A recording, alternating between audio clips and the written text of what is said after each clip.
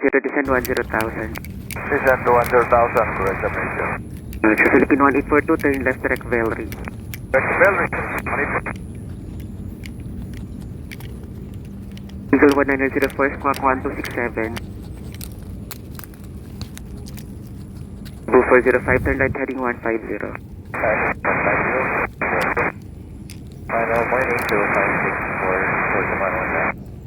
0564, final rear contact, continue flight Papa initially, descend 1000.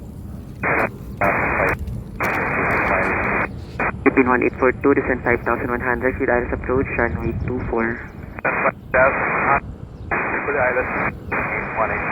Eagle 1904, verify altitude to climb.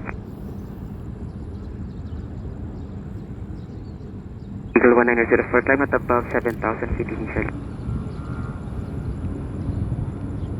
So 2130, maintain present heading. Cebu 405, turn right heading 210, cleared Islands approach, runway 24.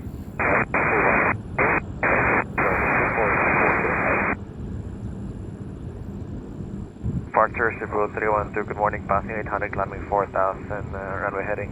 Cebu 312, departure identified on 7,000, maintain runway heading. 7,000, maintain runway heading, Cebu 312.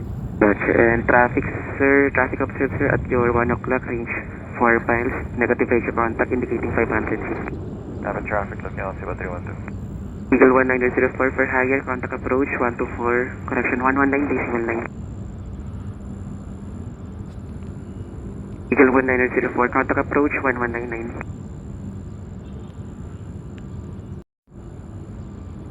This on the ILS, sir, 2922. So 2922, continue approach. Eagle 1904, Manila approach. Eagle 1904, contact approach 119, decimal 9. Correct 780, descend 900,000. 900,000, correct, 780. Cebu 405, speed 180 knots. Roger, FL 2130, turn left heading 030. Left heading 030, 213. FL 2922, contact tower 1181. 181, Okay, Cebu 312, turn right heading 270, contact approach 119, decimal 9.